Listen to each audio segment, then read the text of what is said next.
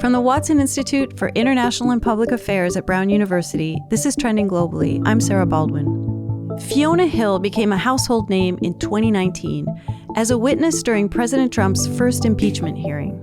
The Russians' interests are, frankly, to delegitimize our entire presidency. The goal of the Russians was really to put whoever became the president, by trying to tip their hands on one side of the scale, under a cloud. Fiona Hill. Fiona Hill. Oh, Fiona Hill. Please welcome Fiona Hill.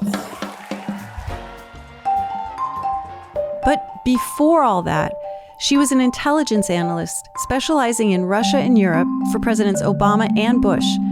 And she watched closely as in Russia, economic stagnation and inequality fueled populism and authoritarianism. And as her new book explains, a similar trajectory has been playing out in her birthplace in the north of England and in her new home, the United States. The book is called There's Nothing for You Here: Finding Opportunity in the 21st Century.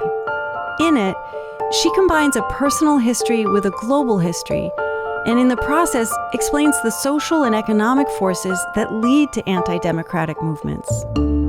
This episode was originally broadcast on the Rhodes Center Podcast, another show from the Watson Institute. It's hosted by political economist Mark Blyth. She and Mark discuss her new book, as well as how these dynamics relate to the tragedy in Ukraine today. This talk was recorded in late February, so many things in the conflict will have changed by the time you're listening to this. We'll include in the show notes some links to more recent analyses of the war in Ukraine from experts at Watson. And regardless of where this conflict stands as you hear this, Fiona's analysis of what brought Russia, the UK, and the US to this troubling reality is as timely as ever. All right, here's Mark Blyth.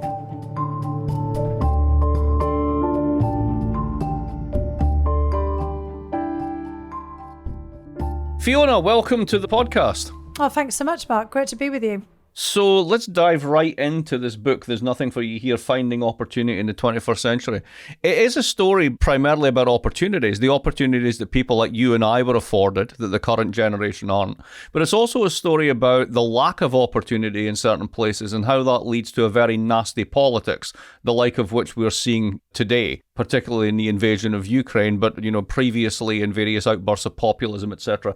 You weave all that together in the book. Tell us about that. Tell us about how your life story and experience is woven into these moments. So growing up in a very particular context, you don't always realise that the experience that you're having individually is occurring on a much larger scale, and that in fact, this is the kind of thing that social scientists, of course, know, that every individual is part of a larger aggregate set of data. And so in my life experience, my father was a coal miner. Everybody around him were coal miners, and so his education was truncated because there was an expectation that he was going to go down the coal mines like his brother, his father, his uncles, his great-uncles, his grandfather, etc., etc. So it wasn't any point in investing in any further education. When he was 14, he went straight down the coal mines, but that meant he left without any kind of qualification. And when the coal mines closed down, he didn't have the opportunity to take that job onto somewhere else, which would have required a different educational system and a different set of qualifications. And so his opportunities for a new job were limited to a steelworks and manual labour, a brickworks, for example, which is what he did next, or basically then going to the local hospital and becoming a porter, which didn't require any qualifications apart from a good, strong work ethic, showing up on time and basically doing, what was asked of you. I end up in a very different experience because I have the opportunity for a different kind of education. At some point along the way, the educational system changes. Not everybody's being prepared to go down the coal mines, and there's a different educational system that is open to a larger group of people than had been previously. And I have the opportunity then for an education and qualifications that leads me in a different place. But for many of the people who didn't have that, only 5 to 6% of kids leaving school in the United Kingdom go on to a university. I left school in 1984, and the place in which I've grown up is devastated by the closure of all the heavy nationalised industries during the process of privatisation. And there's not jobs for people. somebody like me gets out, I become part of a brain drain, I can go on, I end up going to the United States, moving further away from England, and people in my hometown get stuck in place. There might be opportunities somewhere else, but they don't have the wherewithal to move there. And it's those kind of places that got stuck in place, the people who get themselves stuck in place and time and don't see an opportunity. A lot of people do manage to make a life for themselves and a pretty good life in and around, the region, but there's many others who feel that they're absolutely trapped. And it's that sort of sense of grievance, that sense of dislocation, of being somehow lost in your own land, in your own environment, that ultimately provides the fuel for the kind of populism that we see in the contemporary period. So let's link this away from where you grew up in the north of England to where you spent a lot of your life studying, which is Russia, because Russia appears in the book quite a lot. When you first went there in the 1980s, you said it was quite similar in a way to the north of England. You were seeing the same sort of things. Tell us about your early experiences in Russia. Well, it's also important to think about the industrial and economic structure of a place like the north of England. I've already talked about the lack of opportunity and the economic downturn and employment. But partly that was because almost the entirety of industry in the northeast of England, not all of it, but the major industries, the heavy industries that had the largest labour base, were nationalised, so run by the state, which was an artefact of the aftermath of World War II, when the state had to step in to build back up again the coal, steel and rail and utility industries because of the devastation of the war. When you get to the Soviet Union, the entire country is state-owned. It's all nationalised because that's the essence of the Soviet system, and it's centrally planned. And when I got to the Soviet Union, to Moscow, the first city I'd ever lived in, what struck me was just the state of decrepitude. I was shocked. I was thinking that this is the capital city of the superpower, the land that was potentially going to blow us up back in the day in the 1980s with nuclear arms during the Cold War. This is the land of the Bolshoi Ballet and the opera and all of these great art galleries. It's the cultural capital.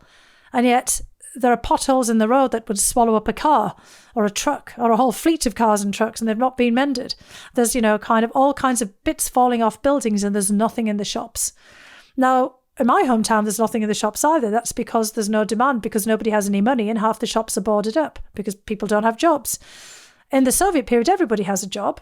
Everybody's in theory paid, but there's central planning, and the whole supply side of the economy has broken down. So that gets me thinking. I mean, it's obviously somewhat different from home, but here we have also a period of industrial crisis.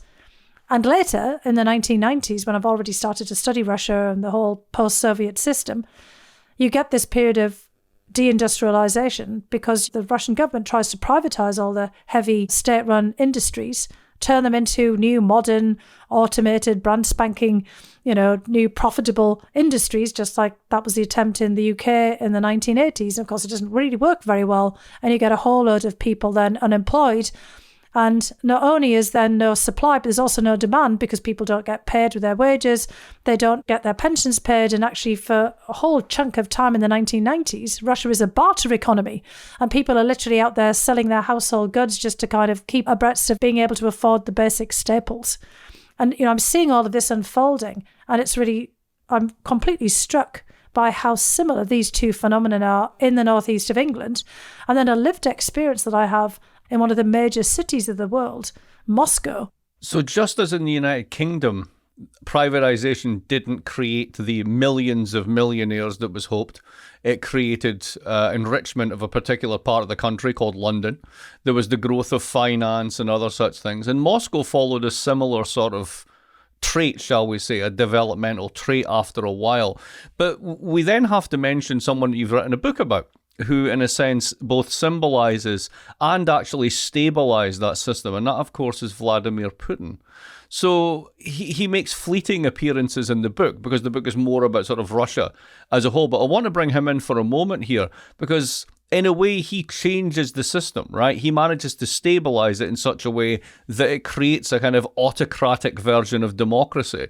What was your read on all of that when it was happening and you started to write this book about Putin the operative? What was your thinking there at the time? Because it was quite different from what most Russia observers were thinking. Yeah, but it's very interesting what Putin does. And, if it wasn't for, what we're sort of seeing now in he's been 22 years in power and right now he's invading Ukraine and smashing the place up. If we went back to the first two terms of his presidency, we might have a very different assessment of him. It would be less Vlad the Impaler and perhaps, Vladimir Putin, the restorer of a very different kind of Russia.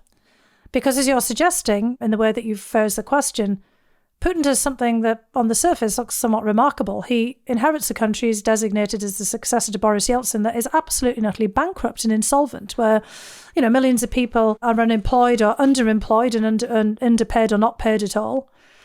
The currency has crashed. They're indebted to absolutely everyone. The military has faded away because of the lack of funding, and it's also just the remnants of the Soviet military.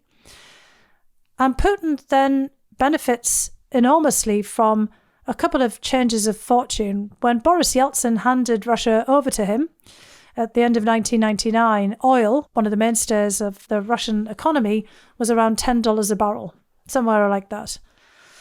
So Putin has the good fortune of presiding over a meteoric, sustained rise in oil prices in those first two terms, from 10 to over $100 a barrel. Then, of course, gas, which is another one of the other pillars of the Russian economy, increases in price sort of in tandem at the same time. There's huge demand for all kinds of commodities that Russia provides, also coming out of China in that same time frame. So the sort of rise of China also helps to pull demand for Russian commodities along. But Putin could have squandered all of that, right? That is also, looks, it could be the story of the United Kingdom at different points when they hit oil and gas in the North Sea, but they don't really, turn the country around with oil and gas. They just spend down the money. Putin doesn't do that. He does spend the money to pay off all of the debts. So he pays off the state debt, the sovereign debt, the Paris Club, debt to independent investors. He stabilizes the currency, not him on his own, but he's smart enough to know that he has to hire a crack team of economists, many of whom are actually still in place now, 22 years on, these great technocrats, some of them who end up, studying economics with you, Mark, and others in Western universities, places like MIT and others. They're world-class economists, they know what they're doing, and he leaves them in charge of things like the central bank and the big financial institutions. And then he sets aside a whole series of rainy day funds, sovereign wealth funds, national wealth funds to underpin the budget. And he's very careful not to go on a spending bender. And although the oil and gas revenues, kind of maintain themselves as the mainstays of the economy, he's learnt from the collapse of the Soviet Union. He does start to subsidise other parts of the economy to build it up. But he's extraordinarily careful and cautious about not spending too much. And as a result of basically stabilising the economy and building up these revenues for the state from the oil and gas sector, which is heavily taxed, and he doesn't tax the population on its labour or its income as he did in the past. He basically then has the wherewithal also to refurbish the military and to build up the Russian military again. Not perhaps to be the strongest military in the world, but absolutely to be the strongest military vis-a-vis any of its immediate neighbours. That's all part of it too. And then, of course, there's a different phase that emerges. 2008, 2009, we have the global economic crisis, the financial crisis that sort of starts off in the US and Western markets. We get the rise of China, and then we get all kinds of other developments. But those first two terms of Putin's presidency from 2000 to 2008 are very instructive, and, somebody who's very clever about realizing what it takes to turn the economy and therefore Russia around. So let's jump forward from there 8 years, from 2008 to 2016.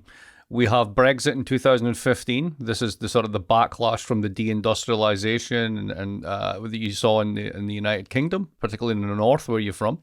And then we have Trump, who basically weaponizes Midwestern grievance to tip the election, exactly on the same issues. Putin's playing a very different game. He stabilized Russia economically. He then stabilizes it for a particular form of autocratic politics by basically squeezing out any real democracy or opposition. And then he turns his attention abroad. He starts to actually actively intervene in other elections, particularly in the United States. Now, you end up in the Trump White House in part because they're bringing you in to say, well, how much of this is real? What's really going on here, right? Because the way that the media played it was, as you recall, Trump was obviously a Kremlin agent, etc., and they wanted this, etc. But they really brought you in pretty much, I read it as a good faith attempt to say, what's going on here? Figure this out, right? Was that the case?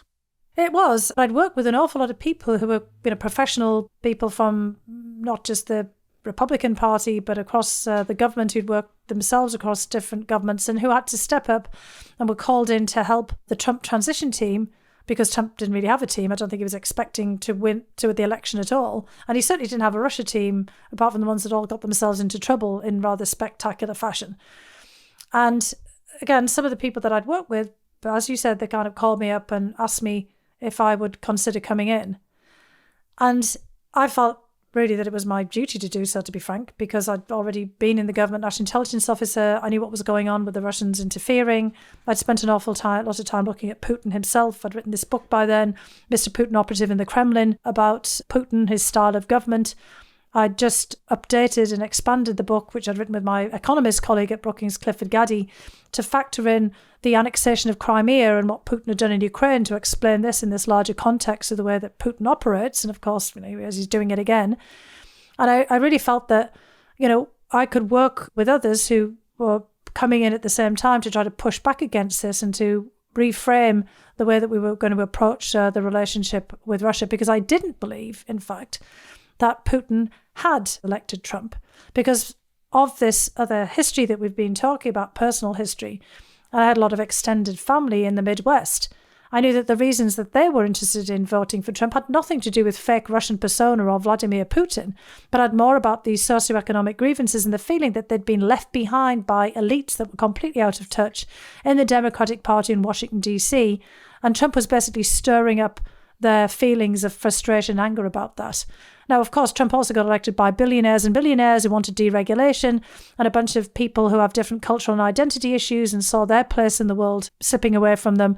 But there was an awful lot of people who, it's like some of my relatives, they'd voted twice for Obama because they wanted to basically have change. And here was somebody else coming along and saying that he was going to give them change that meant more investment in their regions and maybe a bit of a change of perspective from Washington onto their plight. And of course, that didn't happen.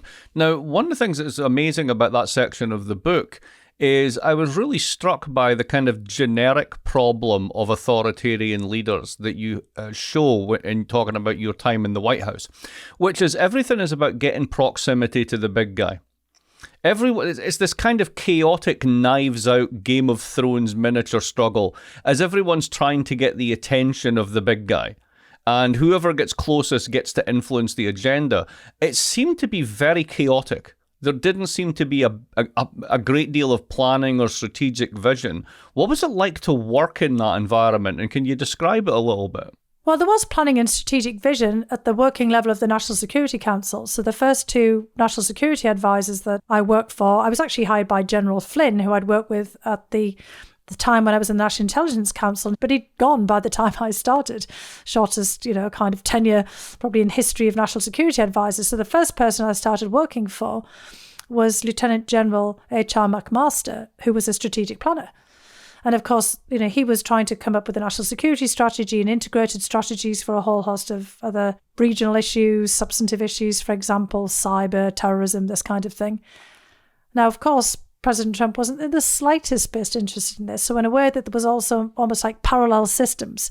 There was the chaotic system that you were talking about in and around Trump and all of his inner circles and circles that intertwined out with places like Fox News and then all kinds of oddities of people that we now know more and more about than we did at the time. And I had no inkling sometimes of that some of these people were even there. I didn't even know who they were. And I was, I often say I knew more about the Kremlin than I did about these interlocking circles around President Trump. I was like, who are these people? But in the circle around the national security advisors, like McMaster and then later Ambassador Bolton, John Bolton, who was a master at, intrigue across the bureaucracies in the US government and, was someone that I'd also seen in action before, there was more of a normalcy to it. This looked more like, the kind of Washington, D.C. that people think about. But the Trump White House was like the court of the Tsar. It was just really quite remarkable. And I have to say that it did feel like something out of surrealist fiction. I was often really glad that I'd spent so much time obsessing over Alice in Wonderland as a book when I was a young girl, and I felt like I was living it. And every day had the potential to turn into the Mad Hatter's Tea Party. Now, Trump promised a lot to the working class voters that he seemed to actually on some level genuinely identify with and care about, but he was unable or unwilling or both to actually really do anything. The investment wasn't forthcoming. There's no move from the coast to the heartland. There's no rebuilding of these industries. There's maybe some tariffs and that's about it. But in contrast, Putin actually really did manage to do a bit of that. It's not just Moscow. By rebuilding the defense industries, he actually creates real jobs, etc. He seems to have, even though we should take it with a pinch of salt, pretty high approval ratings that most Western politicians would really like. The war that he's just entered into may, of course, change this. We don't know how that's going to play out. But is there a way in which you could have imagined that Trump could have made good on his promises? Or was it just too chaotic and it just was never going to happen? There is a way that he could have made good, and in some respects he did up until the pandemic with the deregulation. And in fact, if we look back on that time, and I do mention this in the book, there was a massive growth in jobs and there was a massive reduction in poverty. Now, when we look at it really closely, of course, what are the kinds of jobs that were being created? Rideshare, Lyft, Uber, service jobs. Yeah. And they all come without protections. People could create, what I mentioned in the book is like a portfolio of jobs.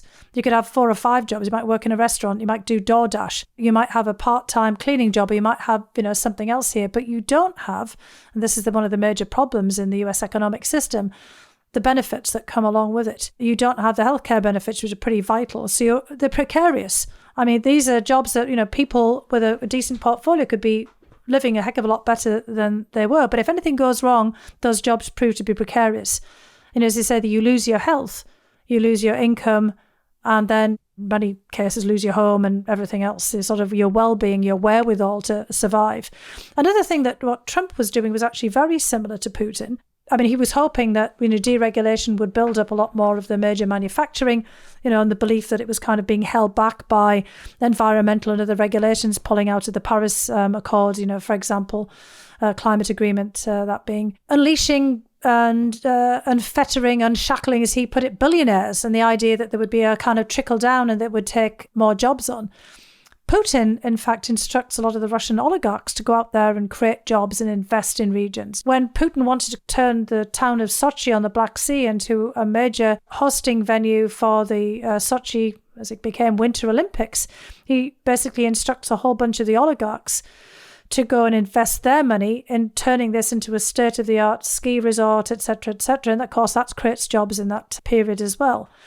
So Trump is also thinking of his oligarchs, billionaire business people. I mean, he even tries to create these round tables, and he's instructing people, and Ivanka Trump, his daughter's put in charge of this, to kind of create apprenticeships and to create kind of jobs and work placement schemes.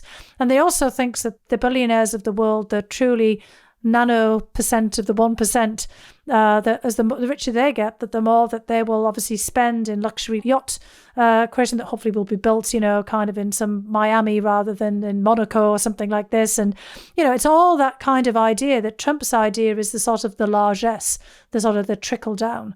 And to some degree, some of this does work. And of course, a lot of people who are the owners of major industries and who are making money hand over fist in the stock market or in increased profits are feeling very happy about it. But ultimately, it doesn't really work. He's out. And now we're in a war with our other favourite oligarch. But putting Russia to one side, the book ends on a more positive note because the subtitle says it all, which is finding opportunity in the 21st century. So how do we find it? If it's not going to come through populism and anger and backlash and billionaire trickle down, how are we going to find that? How are we going to rebuild the type of opportunities that you and I profited from? Well, there's different levels to that, Mark. And you just, mentioned something that many people on the podcast might not be, aware of, that you and I come from very similar working class backgrounds, lower middle class from the point of view of the United States. I mean, basically on the very bottom of the economic rung, in the bottom percentage. And, we know now that in the United States, only about 7% of people rise from the economic rung that we were to, basically the top. And, we're some of the few that have managed to do that. And the reason that we did it, well, part is because we emigrated to America. There's one way of finding opportunity. We both came to the land of opportunity, actually as graduate students. So we didn't kind of just get a, one-way ticket on a plane or a a ship and wing it. We actually came here with, something else and a qualification that put us on the right path. But we also came because the education system back at home permitted us to do so. Our educations were paid for by our local education authorities because we came from such poor backgrounds. We also got grants and basically subsidised education. They paid us on. to go. It's amazing. Yeah. People, they actually paid us to go. That's right. But we got paid to get an education. But if you're stuck in the places that we came from, so to speak, how do you, as you said, create those kinds of opportunities? First of all, there's a government level. And I say in the book that we have to think about this as development, the kind of things that we've thought about in other contexts, in other countries, low and middle income countries. You've been writing, an awful lot about this, yourself. Your book, Angrynomics, was, something of an inspiration to me as I was sort of thinking about this in the book and trying to put my own personal lived experience as a non-economist into context. I was reading your book and many other economics books as well.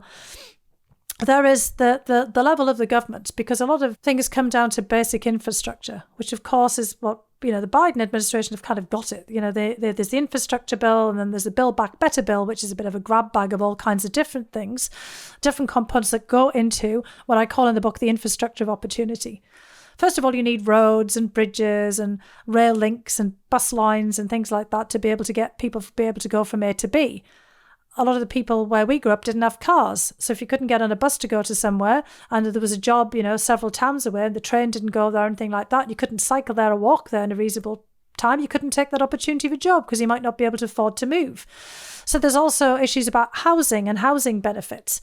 And then there's healthcare, which is actually a major issue. And one of the things that struck me the most when I came to the United States, I just still cannot to this day understand the healthcare system. And I know how it emerged. I know all the kind of mechanics of it. But it is a shackle for people. It is an obstacle to mobility.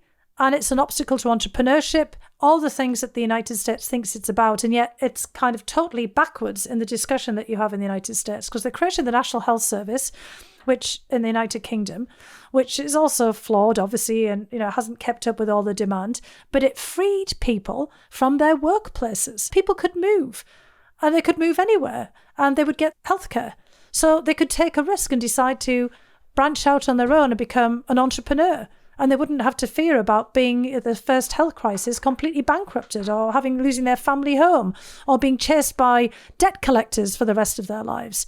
So that is part of the whole thing, to give people the opportunity to kind of branch out and to move and to do something else. Because not just is social mobility very low now in the United States, lower than when you and I came, but also geographic mobility is at the lowest it's been since World War II, because there's also the housing market blew up after 2008, 2009 with the financial crisis. When gasoline prices fluctuate, the costs of cars fluctuate, people can't just pack up and go somewhere else. Then there's educational issues and qualifications. Another thing that's bizarre in the United States vis-a-vis England and the United Kingdom, which of course admittedly is a very small place, is a lot of qualifications don't go across state borders in the United States. Even if you're a plumber or electrician, you might have to relicense somewhere else. You definitely do. Can I give you my favourite example of this? Yeah, I'll give you my favourite example of this. Right, I looked into this. This is crazy, right? So if you want to cut hair, you need to go to cosmetology school.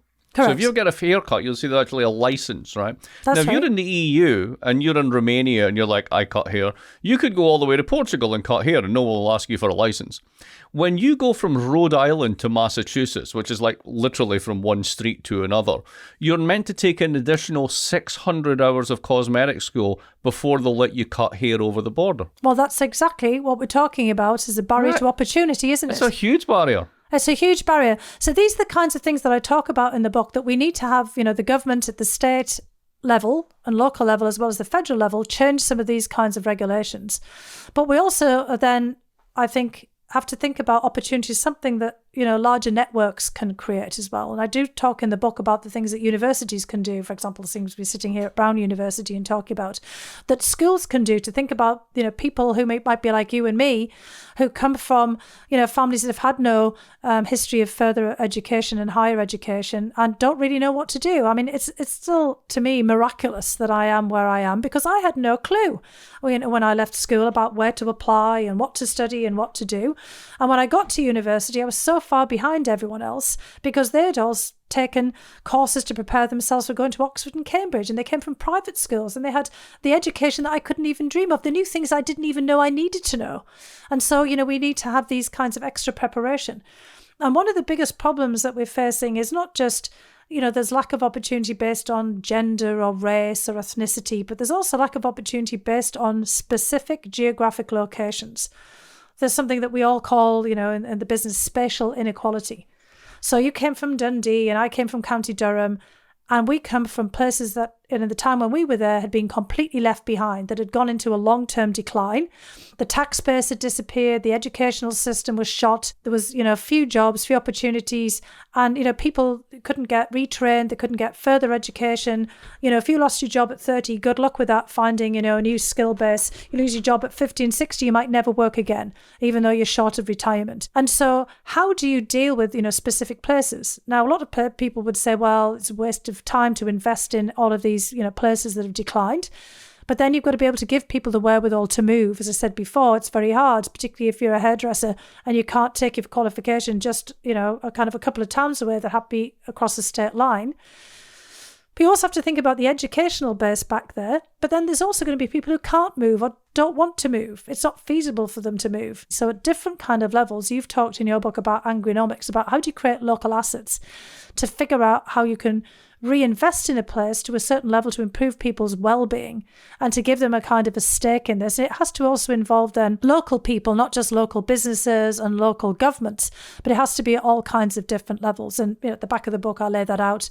And in your book, Agronomics, you talk about a lot of that as well, because it comes from different levels. It's taking things back to the communities, back to the people and giving them a stake, not just different levels of government, but people figuring out themselves about how they're going to improve their well-being. That's the essential idea in the preamble of the Constitution of the United States about the general welfare. And, back in the day, welfare didn't mean being on the government assistance. Welfare meant about how you might provide the well-being of a broader public. In the northeast of England, the miners' associations set up what they called welfare clubs and welfare societies, mutual assistance that was paid for by their dues, their money that was pooled, to basically help out the people who had less, but also provide educational opportunities and all kinds of things for other people at the local and community level. And, that kind of idea, I think we need to bring back as well. Unfortunately, we're out of time, but that's a great and hopeful place to leave it. Rebuilding assets, rebuilding confidence, rebuilding mobility. It just remains to be done. Let's hope that it is. Fiona Hill, thank you very much. Thanks, Mark. Thanks for having me.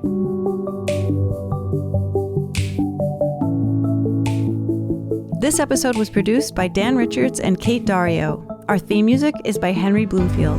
Additional music by the Blue Dot Sessions. I'm Sarah Baldwin. This conversation was originally broadcast on the Rhodes Center Podcast, another show from the Watson Institute. If you enjoyed it, you should definitely subscribe. Again, that's the Rhodes Center Podcast. And as always, if you like what we're doing here, please help spread the word. Tell a friend about us and leave us a rating on whatever listening app you use. We'll be back in 2 weeks with another episode of Trending Globally. Thanks.